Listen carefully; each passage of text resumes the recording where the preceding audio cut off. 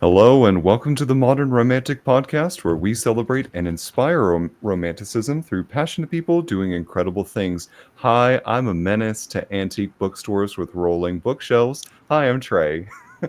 And I'm joined by someone who is a champion for all things romanticism, Emily. Hi, Emily. Thank you. That was really nice. Thank you. You're Hi. welcome. What was the what was the reaction to It about was just the a really good one. Yeah, that was a really good one today. Thank you. I Hmm. appreciate that. I actually have to say thank you. Thank you. For those that are just listening, you can't see, but I am bowing. Thank you. Thank you. I'll take my flowers later. Your Uh, flowers. typically, I try to come up with them on the spot. I'll be mulling over them throughout the day, but then I'll just say it on the podcast. But no, this one actually I thought about well in advance, so I'm quite proud of myself. Good So job. thanks. How was your week? It, busy like always. It's summer. There's always something to do outside. There's always something to do on top of that. I have been working on redoing my website, which Hmm. is painstaking and it's different when you're making a website for someone else. If anybody's out there who has done this, it's when you're doing it for yourself, you're like, oh, there's this like weird in between. Maybe it's like costuming for yourself. You want it to be like the best thing on earth, Mm-hmm. but also you want to take all the shortcuts possible because Mm-hmm. because some details maybe don't matter to you. You're like, whatever, just get that, slap that picture up there. No description. I'm just gonna title it. And I've decided to take the time to do some of this, like telling the stories and creating kind of a blog sort of thing where here's this picture I did, here's the story behind it, here's why I did it. Mm-hmm. And that's taking way longer than I thought. So I spent way too long doing that today. And while I'm mostly happy with it, I also feel like this might kill me. So Okay. don't go look yet. It is not. I haven't uploaded. I haven't like made anything live yet, so you won't see a change anyway. It's still old terrible self. Oh my gosh. But It one was day I never will unveil terrible. it. Oh no. One day I will unveil it and it will be great. How is your week? I'm happy to talk about my week in a second, but first we're going to address how you framed that. Number one, it's not going to kill you. Two, it is just taking you longer than you want it to, because you're giving it the time and attention that you would give to somebody that was, paying you to do that. So it matters because it's you. Think of yourself as that Yeah, it client. does. And I really wanted the only way to do it justice is to do it myself and the right way. Like Yeah. so So I've decided to do it right. So look at yourself in the mirror, tell yourself that you are the client, and therefore take the time that's necessary to make it look as good as possible. Great. No shortcuts. No shortcuts. I am this is a labor of love then since I'm not paying myself. Hopefully we'll pay off somehow in the future. Yes. But no, my weekend's been good. My week has been good. Talking like mental health wise, it's been a little bit of a low curve. But I'm picking myself up because I realized that I am co-host of a podcast and I get to meet a new friend every week. That's So right. that improved my spirits. And with this seamless transition in mind, would you introduce our fantastic guest today? Wow, that was I'm not even ready. Tonight. Excuse me. Tonight we are joined by Tricia Copeland, fantasy author and host of Finding the Magic podcast. She brings readers into worlds where magic is everywhere. Welcome to the show, Tricia. Thank you. So, Trisha, first things first, I love the subject matter that you've got for your books.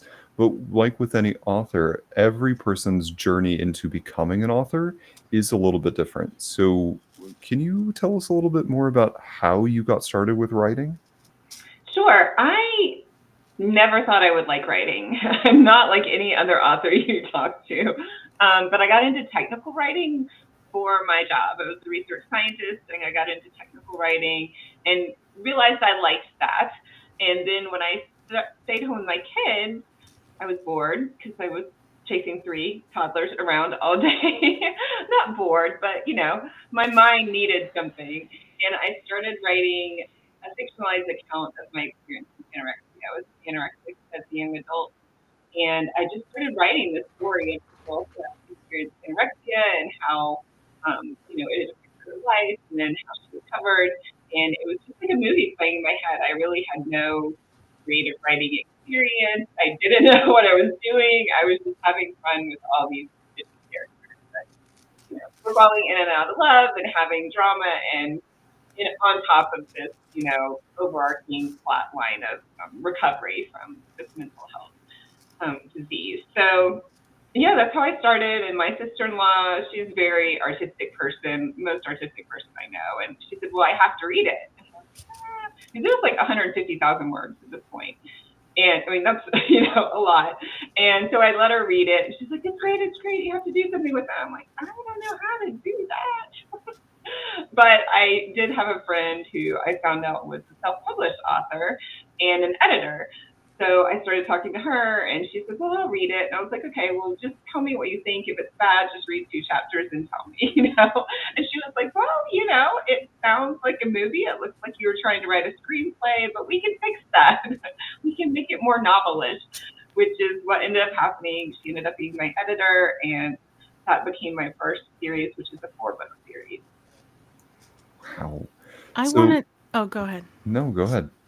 I want to know, because I think I have witnessed this before, but I want to know what for you was more cinematic about it versus, like, what was more screenplay about it rather than novel?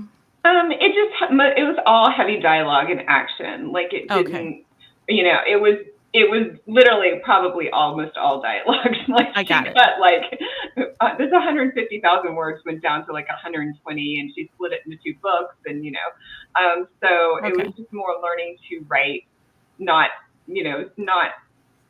saying everything that was happening. It was, yeah. I got it. So building the world. Right. Yeah, I got it. Okay. What was your question, Trey? I'm curious about the inspiration to go from getting it out of your head, out of your person, and then the inspiration to do something with that. Do you think that you would have given it to an editor or sent it out to a publisher of sorts if someone hadn't encouraged you? I think I might have. I might have thought that out, because it was such a long document at that point. And I was such an advocate, or am still such an advocate for mental health, and, showing people that there is hope, whatever stage of their mental health journey they're on, and just raising awareness of eating disorders. So at that point in my life, I probably would have kept doing something with it and thought out people who could help with that.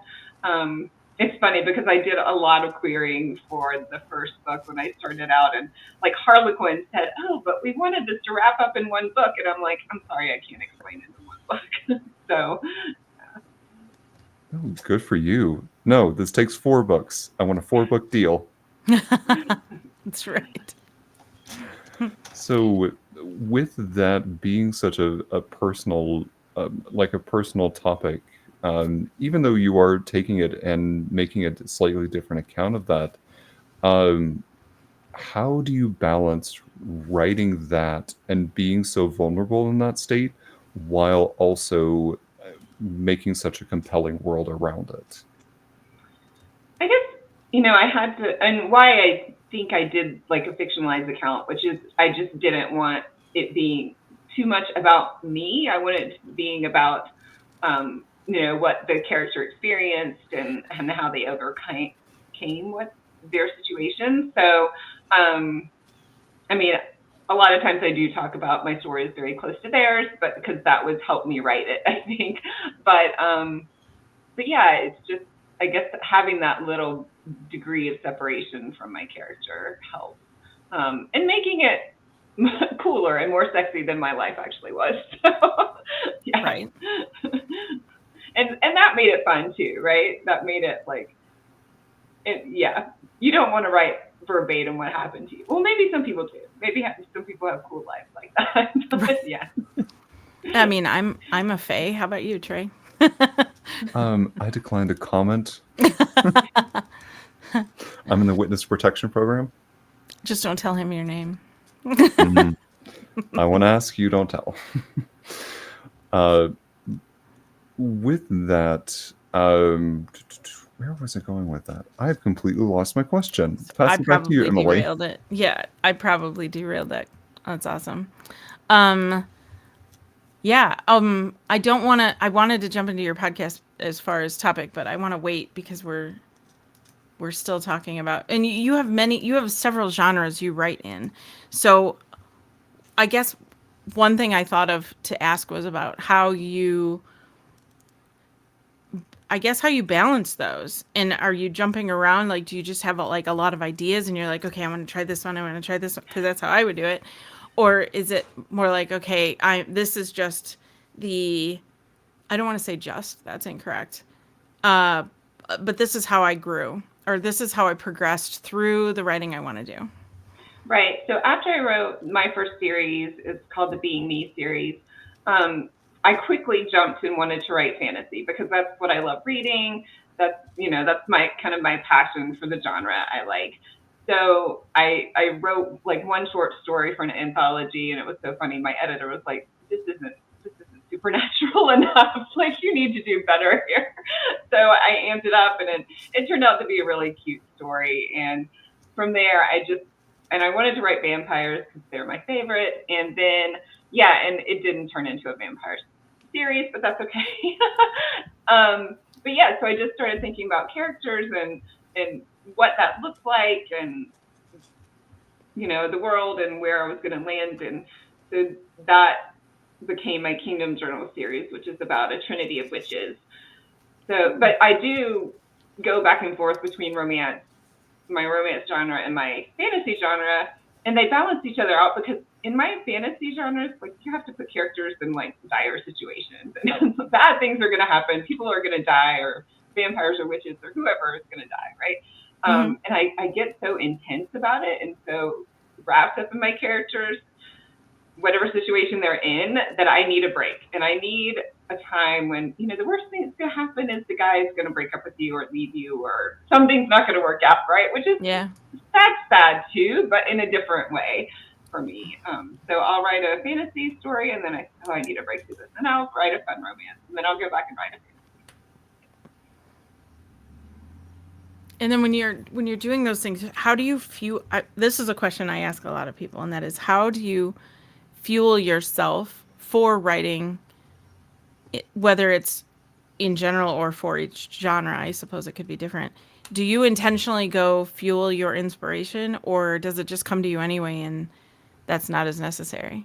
Yeah, usually my books are really character based. So I'm passionate about that character, their story, their challenge, like what they're going to show the world, like their whatever particular not really powers. I guess I think of them as gifts. I think of every human as having different gifts that we discover along the way, right? We don't know, maybe we do know we have them from the beginning, but I think, for me, it's becoming an adult, even like in my older adult years. Like, I keep discovering new things that I'm good at. I'm like, oh, I can do this, right? So we discover things along the way, which my characters do, that make them, that either help the world around them or help their people or their, whoever they're helping, or however they're helping shape the world in some way. So that's really how my story, and I really put my characters in worlds or situations that's going to highlight whatever aspect or theme that I'm choosing for that character. That's really cool. One of the quotes you have on your website talks about the magic of even something as like a sunset and crafting those worlds. So when you go about crafting the world around them and selecting those different items, what about, and you can choose any of your series for this to answer this question, but what does that turn into? How does your idea about, you want to emphasize this concept, then inform your decisions about the forests, about the way that the sun rises, about the way in which I don't know, even the air smells? Right. So I'll use my most recent series, my Fae series. It's called the Realm Chronicle series as an example. So I was tasked with writing a short story in an anthology where fantasy characters were supposed to have mental health challenges. And the picture on the postcard for the announcement asking for authors to submit stories was a was a fairy who was hunched in a meadow, and she looked anxious or scared, or so she just looked scared, but she was hunched down, not like horrified scared, but maybe more anxious. So, and I'd never written about fairies. I never really read that much about fairies. Never thought I would write about fairies, but for whatever reason, this picture grabbed me, and I thought, well, why is she scared? Like, what is she scared of? Why would she be scared? And what is her world? And so I thought, oh, well, she could be a princess, and she could be, maybe her father's about to hand her the crown, and she wasn't supposed to be, the monarch, but her 4 brothers who are older than her died, and now she has to do it, and there's invading species, and, so my mind just like kept building these layers around her of, what are her challenges? What does she want for herself? And okay, she's going to be the first female monarch in her realm. Like, that's going to be a huge challenge. And then she's going to have a special power that's different than everyone else. And that's going to be a scary thing, because having something like different from other people in your community can be scary, right? So she has all these challenges, and then her mental health issue was this anxiety panic attack thing, which you don't really want to have if you're supposed to be leading a whole kingdom and saving them from their realm collapsing. So yes, it was just like layering things upon each other and looking at, like you said, what is the air going to be like? Where is she going to live? And and how does she interact with other people? So it just kind of builds on itself once my mind gets going. Right. Yeah, it's interesting. You don't think about always when you're reading fantasy that these people who are acting in the way they're acting may be acting that way because of a mental health thing. It's usually not. At least in historically, it's not necessarily named or outright discussed. So that's an interesting take, and maybe would make some fantasy more relatable for some people to read that and be able to see themselves in those characters. Yeah, and it was interesting because the anthology never went anywhere. Like they ended up not doing it, which was unfortunate. But I had my short story, and I had my fairy character, and so I incorporated her in another series, which is the Witches series, the Kingdom Journals, and she came and helped the witches. Her and her army came and helped the witches, because I thought, who's going to help the witches if they need an army? Okay, the fairies would. Just fit right in.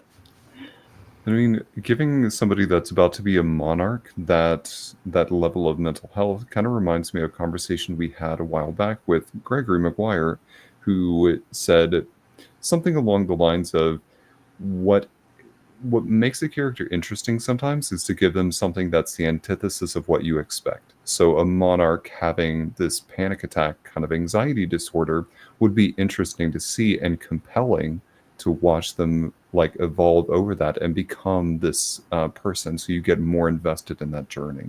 So I love that decision personally. Yeah. A question from our chat is, have you modeled characters after any people you know?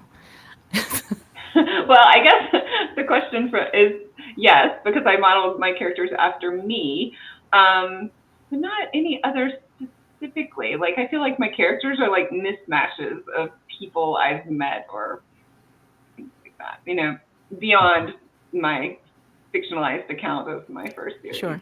Yeah. And I feel like some people in the audience are going, okay, phew, that character isn't about me. I wondered that too. Like, what? Let's put you on the spot here.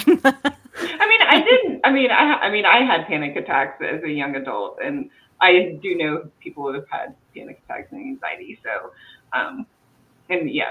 so I think, all those are little pieces of people. Sure. Yeah.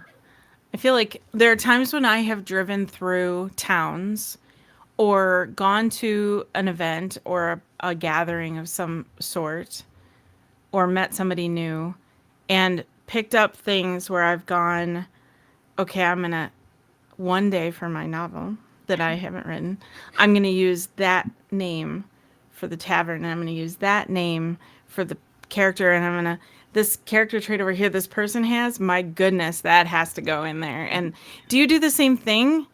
Like, how is it when you're deciding these things that you are inspired to pull names and pull characteristics? I don't think I necessarily see something and then say, oh, I can use this later. I think I more like remember things. I think more to that. When I'm thinking about like creating the world or creating the characters, I'm, grabbing at things from experiences more. Okay. Yeah, like for me, if I ever read a novel, this is to the audience. If I ever read a novel and you're wondering if this character is written about you, it probably is. Oh, your co-host Trey. is sweating profusely. I mean, I haven't written it, so there's nothing to be afraid of. It's But still in your was brain. thinking I'm about still that, like, sweating. but I was thinking about that because that's kind of just how I think, which maybe makes it so I wouldn't be a good author. I don't know. But I don't know. I was always curious. Like, just because I think that way doesn't mean everybody does. Clearly, Tricia doesn't. So, and maybe that's good. It keeps you safe. Like, then the people around you can read it and feel like, oh, okay, I'm good because she's not using me as an example. We always have that blurb in the beginning of the book. These are entirely fictitious characters. Mm-hmm. My character named Trey isn't about you, Trey. Well, Tricia, is there a particular style of book or a style of writing that you have been wanting to test out? Oh, yeah. And just kind of see, like, maybe I'll try this for my next novel. So I write first person, and it's obviously very close to the protagonist. It's always the protagonist that's talking to you. And I keep like dabbling with third person. So I wrote a short story that I submitted in another anthology that was in third person that I was just trying it out. And I keep I feel like it's a challenge and that I should write like a full length novel in third person, and maybe I just need to find the right novels to write that way. But so I like doing different things like that to challenge myself and challenge my writing skills. Like I took a screenwriting class this year just to see how different what that was, and that really helped me like think about plot differently, even if I put that plot in a novel and it's not a screenplay.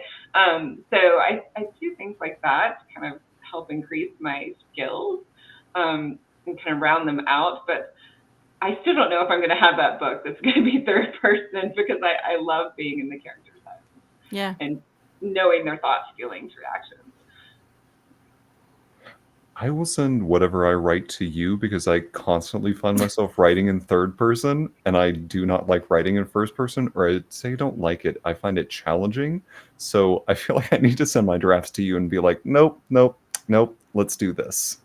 Well, we could do it for each other, because I think certain people are just drawn to writing a certain way, and maybe that's how their brain thinks and how they see the world a little bit differently. Because I've definitely talked to authors, like most authors will write in the same point of view for all their books.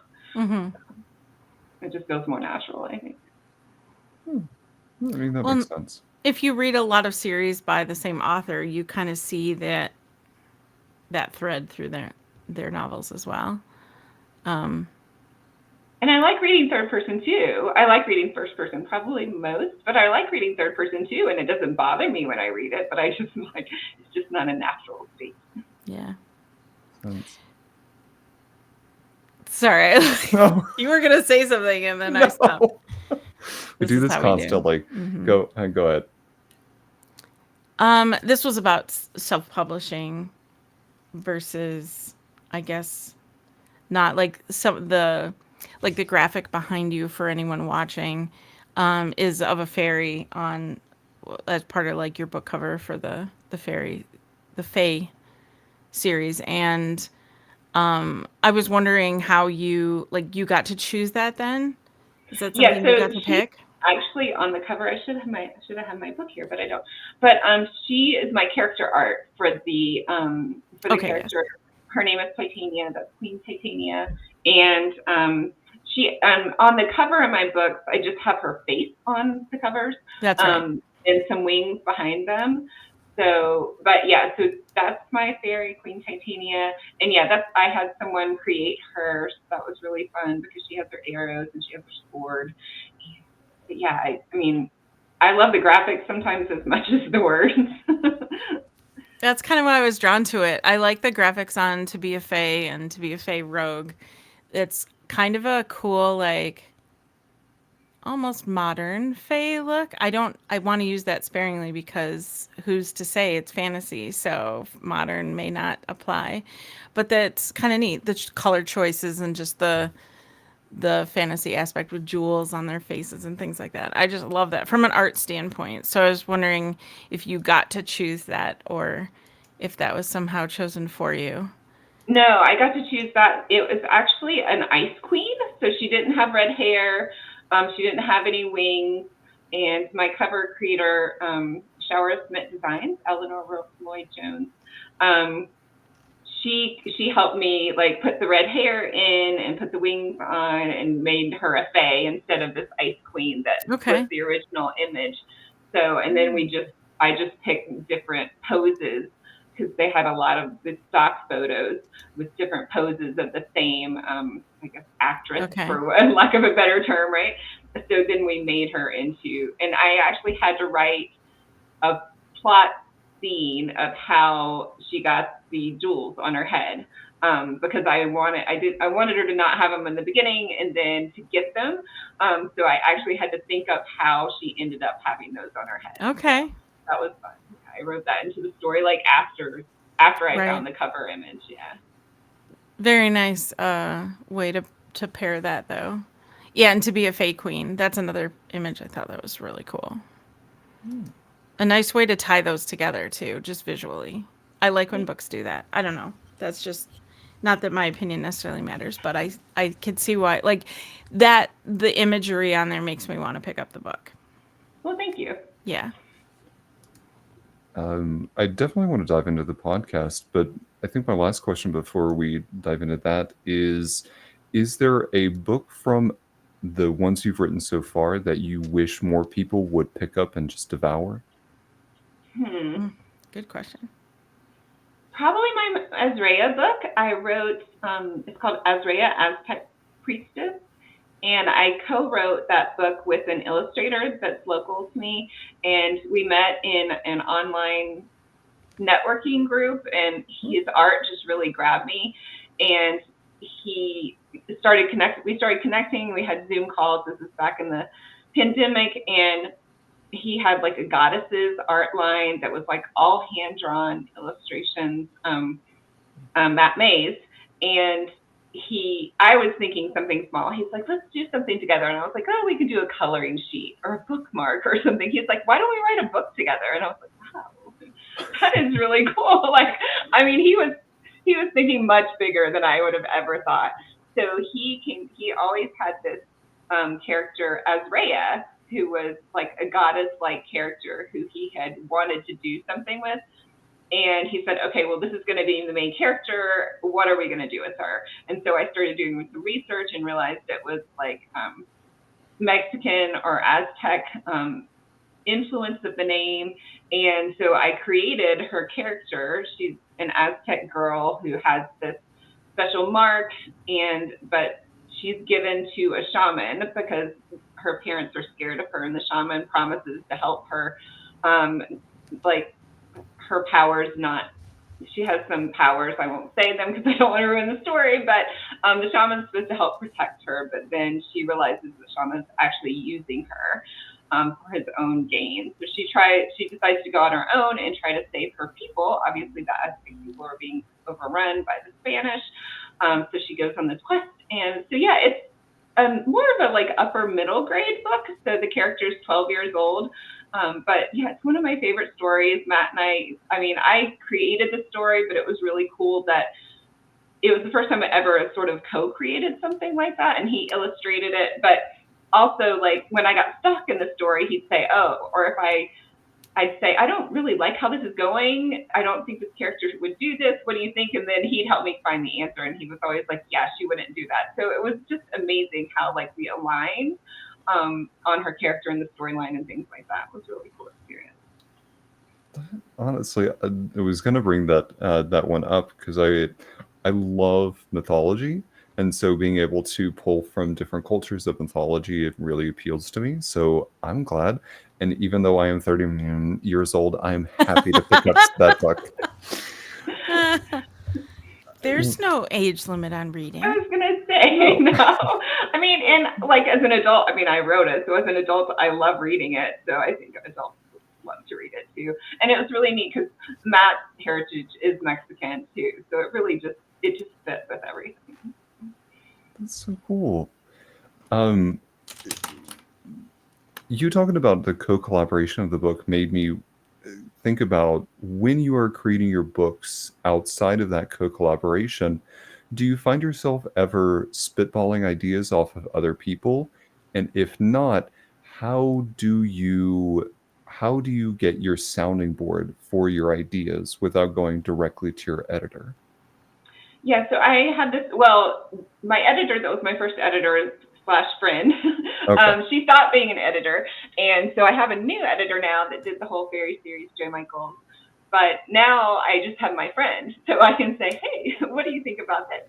But really, it ends up more that if I just talk about it or think about it, I can talk myself or think myself into what I need to do next, wherever I am. So it's usually more of like an internal head process when I'm running or hiking, or, I mean, that's part of that magic of seeing sunsets and things for me. Like, I feel like I love nature. When I'm out in nature, my mind just wanders. And that's when I come up with a lot of my storylines and characters. So when I'm out running or listening, even I'm driving, listening to music, I'm just thinking about my characters and my plot and what's come next. And did I just write the right thing for this character? And it just kind of, I don't know, I keep thinking about it until it comes to me.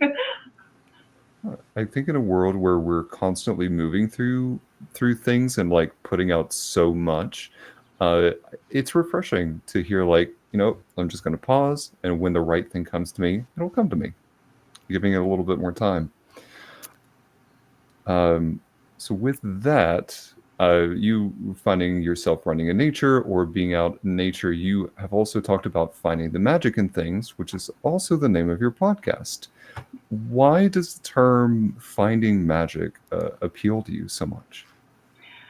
I just feel like we all have, and I call it magical qualities, and people may just call it like things they're good at or things they love to do. But to me, that's magic. Like, I never thought of myself as a creative person. I mean, I went to school for science. I was a research scientist, and I never thought I was creative. Like, I wouldn't have told you I would have been a writer in 1,000 years. I mean, I made a negative 120 on a English paper one time.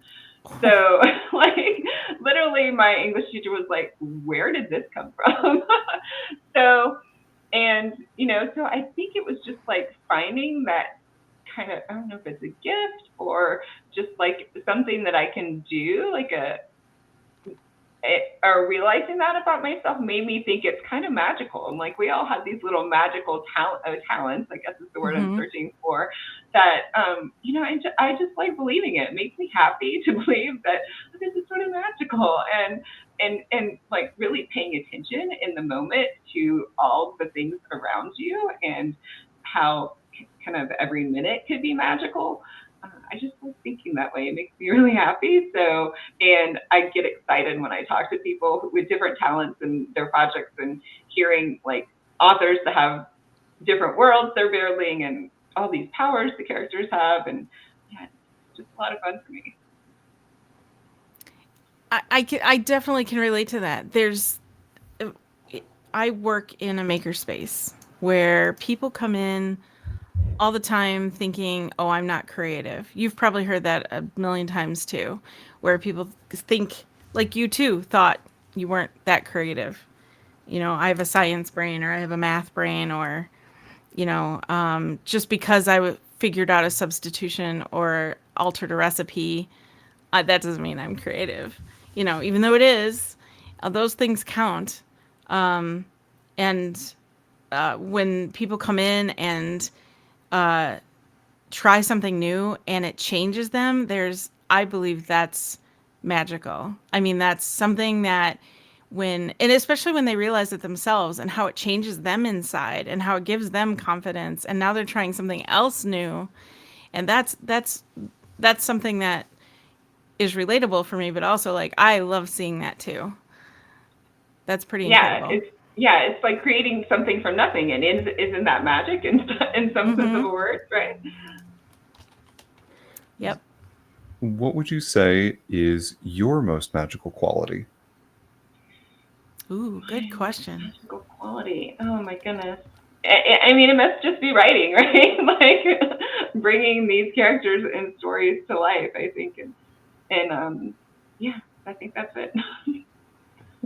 I love people that are storytellers, so I'm glad that you said that. Yes, I think writers are some of the best storytellers because it's literally what they do. Mm-hmm. Yeah, and sometimes I'm embarrassed because I mean, my friends know this about me, but I talk in stories too. Like when I'm talking to people, I'm usually not just saying I went down the road. It'll be like, oh, blah blah blah blah blah blah. Blah. Oh, and I got to the end of the road, you know. So I always everything I talk in stories too. So, and then I hear myself and I'm like, I need to stop. No, you don't. Keep doing it. It's working for you. Thank you. Mm-hmm. Do you? Oh, you were going to ask something. Nope. Do you find that you have? I guess find that's not the right. I'm struggling with English too today, Trey.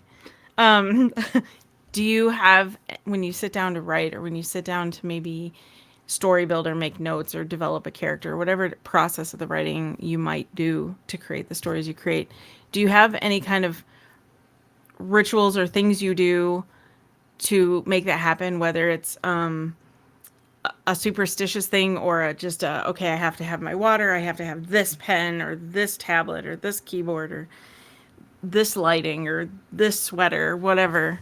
What are some of the things that you might do?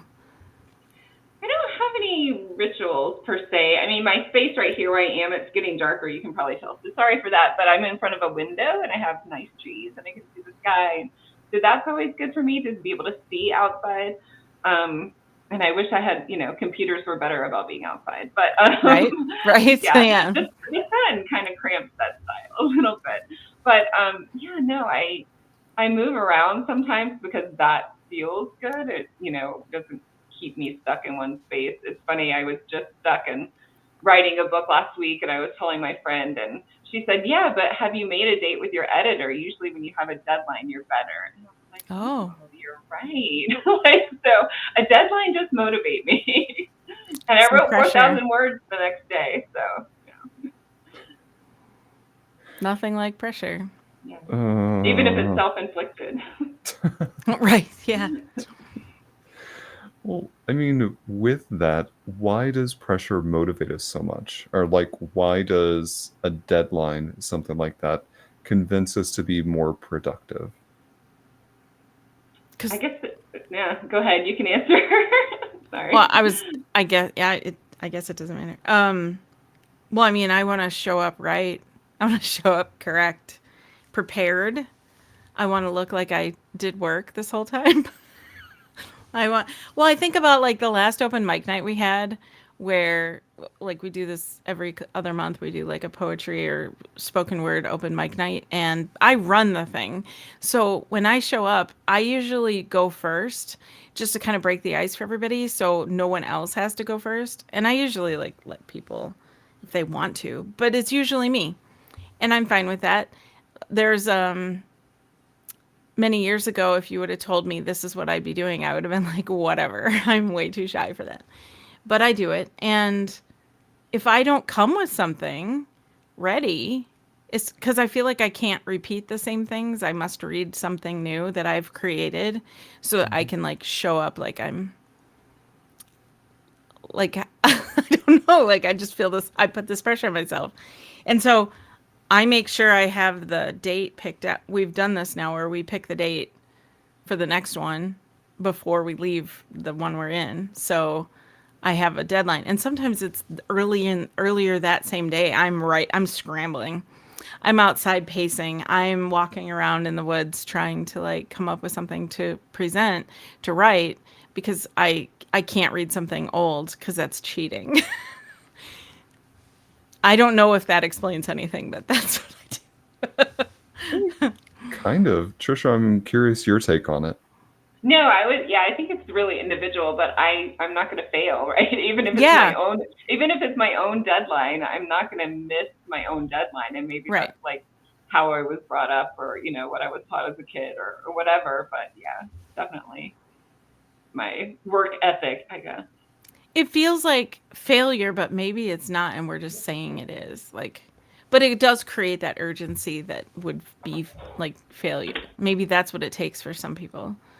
Like if we're not making the deadline, if we're not presenting the way we want, then it's somehow failure. There's a whole podcast about that, I bet.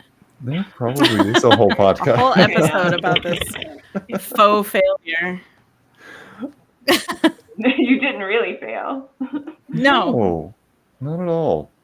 And I mean, the thing about deadlines is they can always be pushed back. They can always be changed. They're not permanent. They're only as permanent as your mind or sometimes your editor makes them. Or as the contract states. Or as the contract states. There is that. Mm-hmm. So there are things that are hard and fast rules. There are consequences. Yeah, but that's not as fun, man. No, there's not. I bet fairies don't have that to deal with. Calling all contract? Fae. Calling all Fae. Is anyone ready to make a contract? Oh, I feel like I just invited way too many people. Moving right along. Good luck with the rest of your week, Trey. Oh, jeez. Well, that being said, talking about your podcast, Yeah. I'm so curious. Whenever you are talking to somebody else, you now get to be on the other side of us, and we're the one asking you questions. And Emily and I have our own style of asking questions. So no, like, okay, We do, why? yeah. We do. It's true. I shouldn't have laughed. I'm sorry. How dare you? I'm so offended. But I'm curious from your perspective, what do you hope to get out of those conversations with those other authors?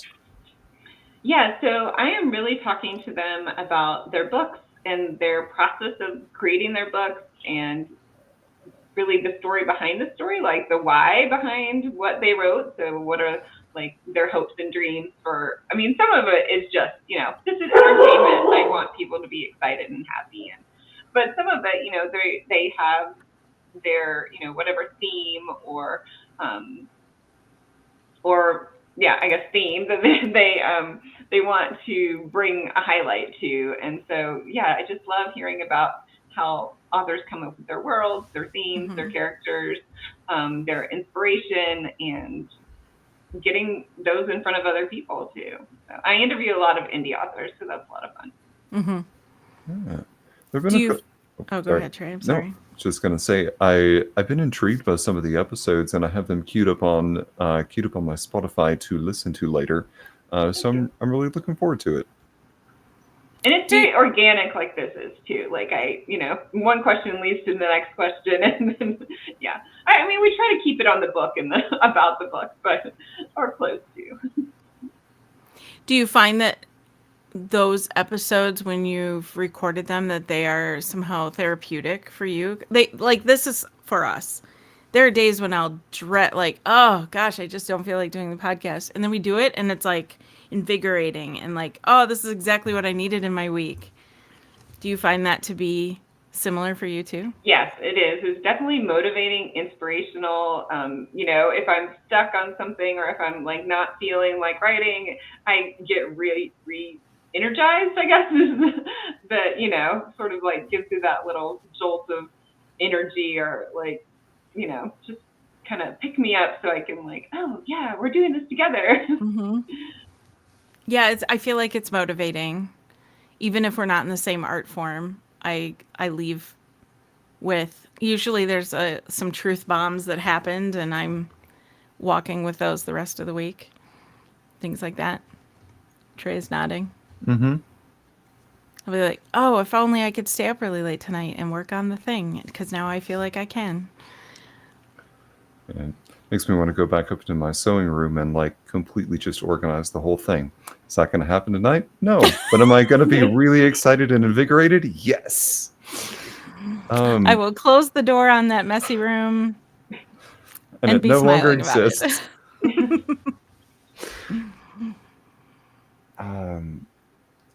When it comes to like finding some of your guests, you say you talk to a lot of indie authors. Mhm. What do you find them the most excited to talk about whenever they come on your podcast? Usually they're characters in their worlds. I mean, like me, usually they're very bound to their characters, and they don't want to, their characters are their friends, or their characters are part of themselves.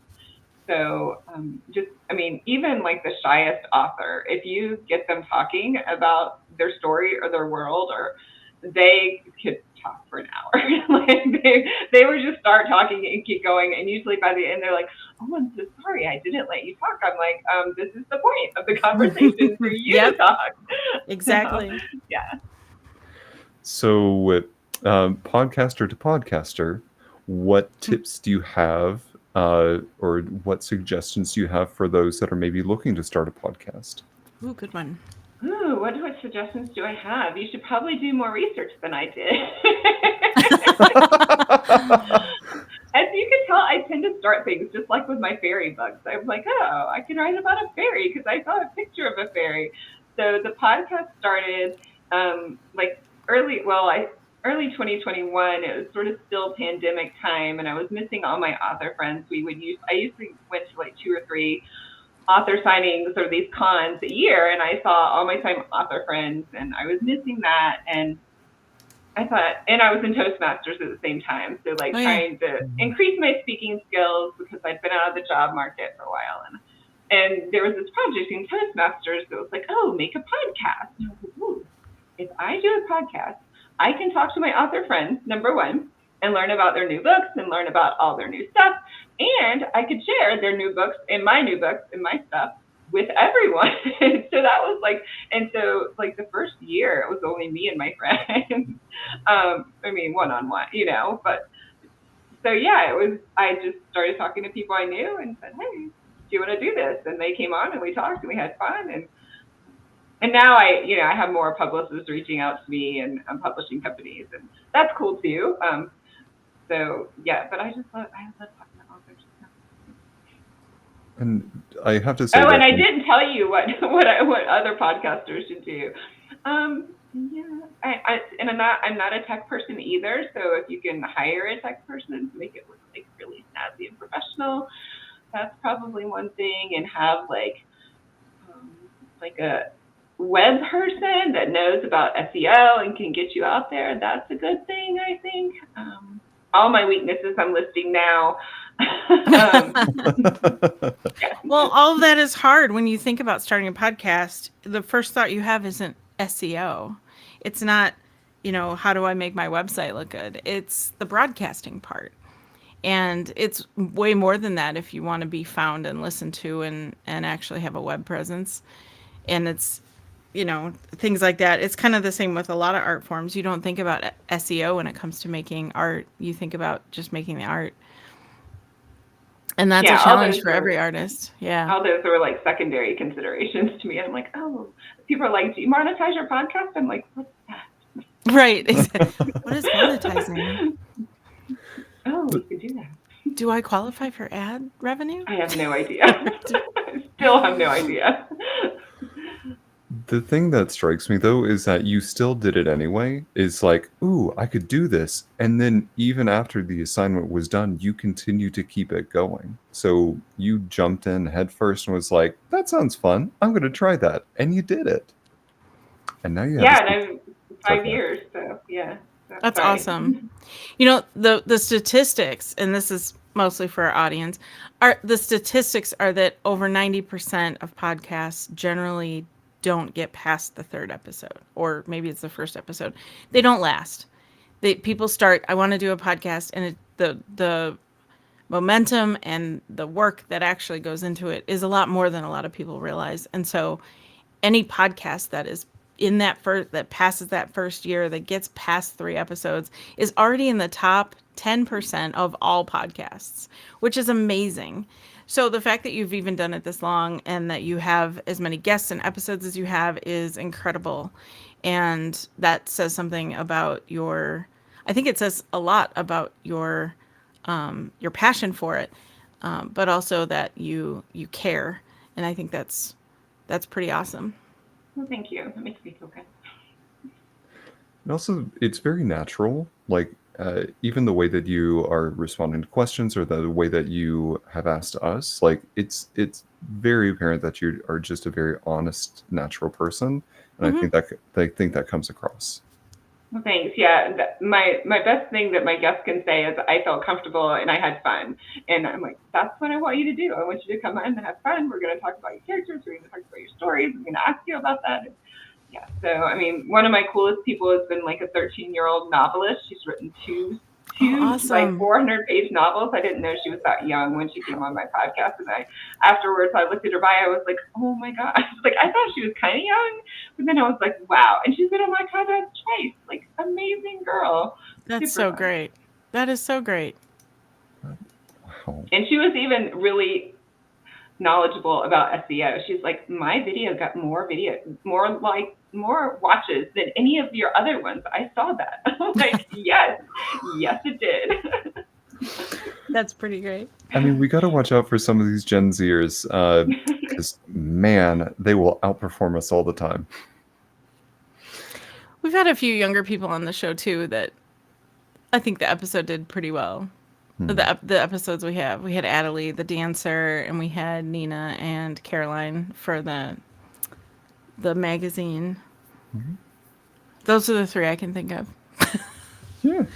Yeah, I think it's refreshing too to see the younger generation be as brilliant as they are doing these things that we've been doing for a while, or be doing some art form that is, I don't know, I find that incredible. It's refreshing, and I'm in awe of them. Yeah, and this girl, she was on a soccer team. I think she played like 2 sports. She was on like a debate team, and she did all these extracurricular as well as writing these novels. So it's like, I don't know how much energy you have, but way more than me. Right? Yeah, Oh, jeez. that's a lot. Yeah.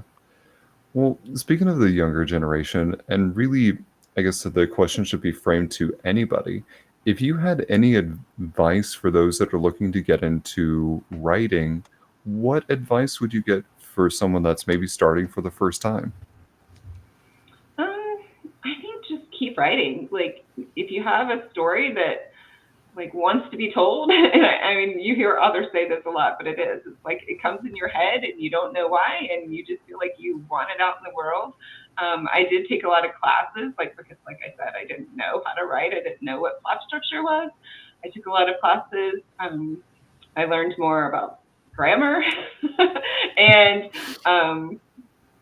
got a good editor, obviously, and then just decide where you want your book to go. If it's really a passion that you get published by a big publishing company, learn the skills you need to get it where you want it to go. I talked so many success stories in so many different paths, right? So I think if you just keep working towards something, that's 90% of it right there. Heck yeah. One thing I want to make sure we include in this episode is your website is triciacopeland.com, TRICIACOPELAND, and you can go on Tricia's website and get 2 free short stories when you sign up. Is that right? That is right. Yes, I have a free romance and a free, the starter to my fairy series. Okay, awesome. And you're also on Instagram as author Tricia Copeland, on Facebook as Tricia Copeland Author, and YouTube as Tricia Copeland Author as well. And your podcast is, oh my gosh, I lost it. Your podcast is Finding the Magic. So go look that up too and listen to Finding the Magic podcast and follow that on Spotify and all of the major podcast outlets. Well, Tricia, as our last question of the night. Now I'm scared. What'd you say? I'm scared because that's what I do to my guests. Panic. Oh. Mwahaha. No, seriously, this question has nothing to do with anything we've talked about so far, and it's the question we like to ask all of our guests. Partly because we never know what the answer is going to be, and partly because it's just interesting. You are sitting down to have lunch with anybody in the world, alive or dead. Who is sitting on the opposite side of that table from you? I'm sure my answer now would be definitely different from my answer in any other time, but I would have to say my sister.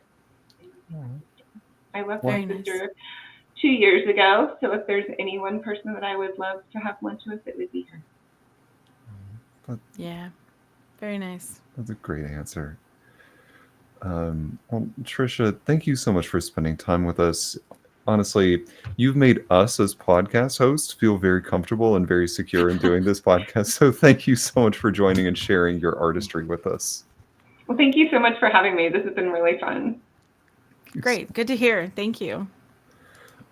As we close this episode out, like Emily was saying, please go follow Tricia and support her in whatever way you are able to. You can find us on Patreon under The Mod Rom, excuse me. You can also find past episodes of ours on our website, themodrom.com. You can also check out us on the social media, wherever you can support us. That's great. Thanks. Thanks for tuning in, everybody. Have a great night. Bye-bye.